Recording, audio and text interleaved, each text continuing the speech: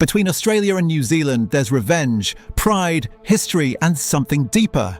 A nearly mythical streak. The Bledisloe curse haunts the Wallabies. It's not just a rivalry, it's decades of heartbreak, near misses, and the spirit of two nations colliding. Today we ask, can the Wallabies break the curse? Over the next 20 minutes, we'll journey through history, heartache, heroes, and hope. Get ready. From the origins in 1931 to today's high-stakes battles, every chapter counts. Before it became a curse, it was just a trophy. The Bledisloe Cup was born in 1931, a time when rugby union was already deeply embedded in the cultures of both Australia and New Zealand. It was Lord Bledisloe, then the Governor-General of New Zealand, who donated the cup, a grand silver trophy crafted in London, as a gesture of goodwill to encourage trans-Tasman sporting rivalry. The first official Bledisloe Cup match was played in 1931, but the trophy itself wasn't presented until 1932, when New Zealand toured Australia. That year, the Wallabies claimed the cup for the first time, beating the All Blacks in Sydney before losing in Brisbane, securing the series on aggregate. The rivalry was born, and from the very beginning, it was fiery, nationalistic, and full of pride. But make no mistake, the All Blacks were already a juggernaut. They'd first played Australia back in 1903 and had quickly built a reputation for hard, fast, clinical rugby. These early contests laid the groundwork for what the Bledisloe Cup would become. Not just a rugby series, but a symbolic battleground between two fiercely proud nations. In those early decades, however, the Cup wasn't contested annually. It popped up occasionally, often as part of larger tours or international fixtures. It wasn't until 1982 that the Bledisloe became a regular fixture on the rugby calendar, and with that consistency came a new level of intensity. Since then, it has evolved into one of the most iconic rivalries in world rugby, standing shoulder to shoulder with the Six Nations, the Lions Tours, and World Cup clashes. But there's something unique about the Bledisloe. It's not driven by geography alone. It's driven by history, resentment, and an unrelenting hunger to win. This isn't just about the trophy anymore. It's about legacy. It's about identity. And as you'll see, it's about pain. Because while this rivalry began in noble spirit, it would soon become one-sided. And for Australia, that story would turn into a saga of near misses, bitter defeats, and the birth of a so-called curse. And that's where things get interesting. If the Bledisloe Cup is one of rugby's great prizes, then for the past 2 decades, it's been locked in a New Zealand trophy cabinet, gathering fingerprints, but never dust. The All Blacks' dominance over the Wallabies in Bledisloe Cup history isn't just impressive, it's overwhelming.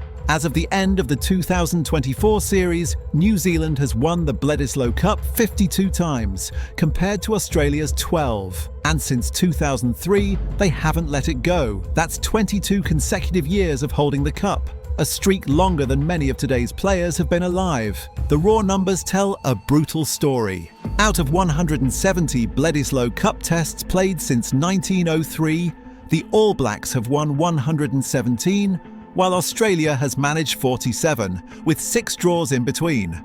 That's a win rate of nearly 69% for New Zealand over more than a century. And when you zero in on the professional era, from 1996 onwards, it gets even more lopsided. But it's not just about the number of wins, it's about how New Zealand wins.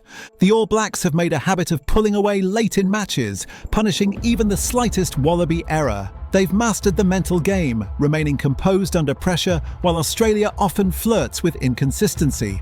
The haka, the black jerseys, the legacy. It all adds to the psychological edge. In recent decades, players like Richie McCaw, Dan Carter, Ben Smith, and Beauden Barrett have tormented the Wallabies. Their blend of speed, intelligence, and physicality has created highlight reel after highlight reel, often at Australia's expense. And then there's Eden Park, New Zealand's fortress. The Wallabies haven't won there since 1986. That's not a stat. That's a curse on its own.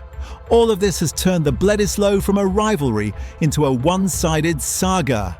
And for Aussie fans, year after year, it's felt like the outcome is written before the first whistle blows. The question is no longer, can the Wallabies compete, but can they truly believe again? Because beating the All Blacks isn't just about tactics anymore, it's about exorcising history. While the modern Bledisloe era may feel like a black wave, there was a time, not so long ago, when the Wallabies held the upper hand and did so with confidence, grit and style. Australia's first Bledisloe triumph came in 1934, just 2 years after the Cup was first contested. But it was during the 1980s through to the early 2000s that the Wallabies truly carved out their golden legacy. This wasn't just a few lucky wins, it was a sustained period of excellence that saw Australia go toe-to-toe with and often topple the mighty All Blacks. The late 90s were especially sweet. Under coach Rod McQueen, the Wallabies built one of the most respected sides in world rugby. Between 1998 and 2002, Australia held the Bledisloe Cup for 5 consecutive years, capped by a thrilling series win in 2001, the last time the Wallabies would lift the cup. That golden team was stacked with legends. John Eales, the towering captain known for calm leadership under pressure. Stephen Larkham, the tactical magician at fly half. George Gregan, whose sharp service and unmatched competitiveness drove the tempo. Matt Burke, a cold-blooded kicker who nailed clutch points, including a stunning 24-point performance in 1998's Sydney Test. And then there's the unforgettable 2000 Bledisloe opener in Sydney, a game many still call the greatest test match ever played. Stadium Australia, packed with over 100,000 fans, witnessed an electric 39-35 win for the All Blacks, but not before Australia launched a comeback for the ages. Even in defeat, the Wallabies commanded global respect. During these years, Australia didn't just win matches, they dictated terms. They played with innovation and confidence, blending physicality with flair. Tactically, they were smart. Emotionally, they were fearless. They believed they could win, and more often than not, they did. For younger fans, these years are stories from the past, but for those who lived it, the Wallaby glory days are a reminder that the curse wasn't always there. The gold jersey once shone just as bright, and maybe it could again. If the golden era was marked by belief and brilliance, then the years that followed were defined by heartbreak, frustration, and questions that never found answers. After 2002, when the Wallabies last lifted the Bledisloe Cup, a long drought began, and it hasn't ended since. But the pain hasn't come just from losing. It's come from almost winning, from being right there and letting it slip. Take the 2003 Test at Eden Park. The Wallabies were leading for much of the match. Then came a late All Blacks try and a chance for Australia to steal it in the final minute. Elton Flatley broke through the line, one clean pass away from the match winner, but the ball hit the turf. Knock on, game over, cup gone. There was 2014 in Sydney, a 12-12 draw when Australia had the territory and momentum but couldn't finish the job. Or 2020 in Wellington, where the Wallabies pushed New Zealand into extra time but still couldn't find the knockout blow. These are just a few. There have been countless moments where the Wallabies were competitive but not clinical. Matches where yellow cards, poor discipline, or just a lapse in focus turned a potential victory into another missed opportunity. Over time, these near misses take a toll not just on the scoreboard, but psychologically. They feed the idea of a Bledisloe curse, that even when Australia plays well, something always goes wrong. And maybe that's been the most painful part.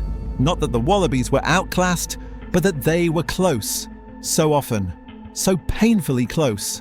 In a modern rugby landscape filled with World Cups, Lions tours, and expanding global competitions, you might wonder, does the Bledisloe Cup still carry the same weight?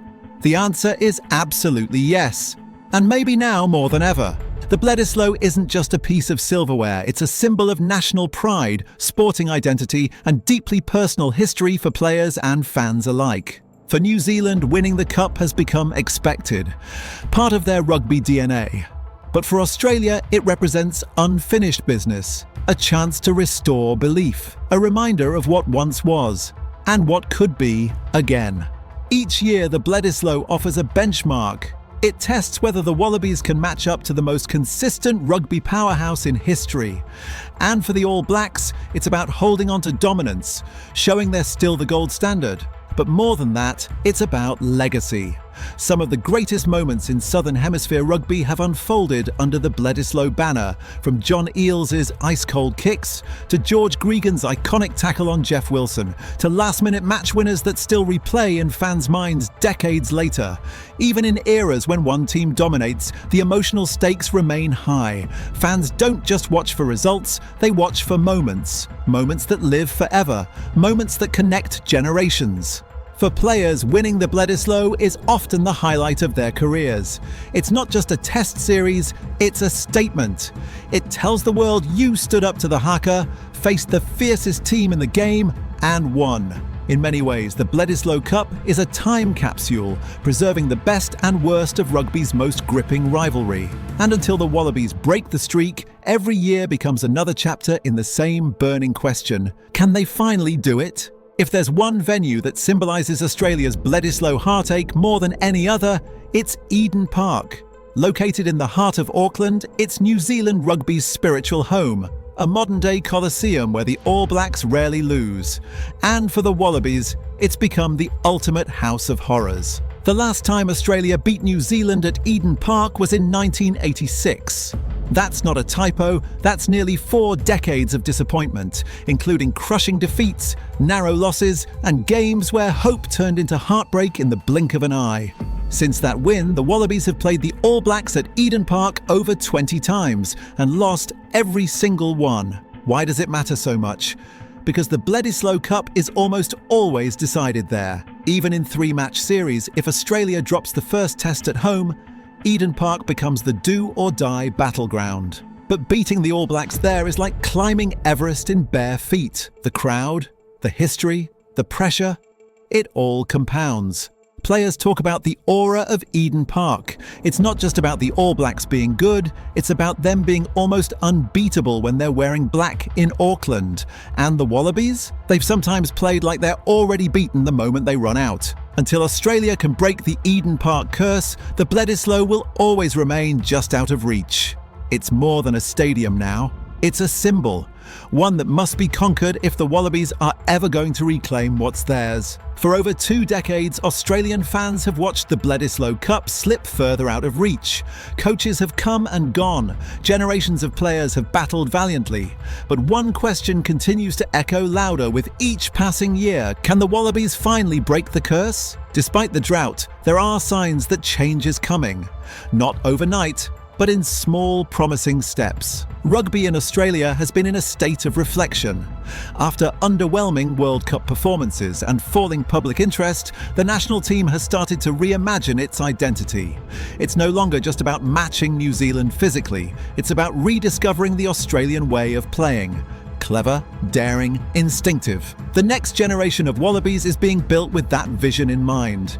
Players like Fraser McReight, Tom Wright and Carter Gordon represent a fresh wave, talented, fast and fearless. They're not carrying the burden of past failures, they're creating something new. At the same time, coaching and leadership are evolving. The focus has shifted toward building long-term cohesion rather than quick fixes. Systems are being aligned from grassroots to elite level. And as Rugby Australia gears up to host the 2027 Rugby World Cup, there's growing urgency to reignite belief in the national team. Because here's the truth.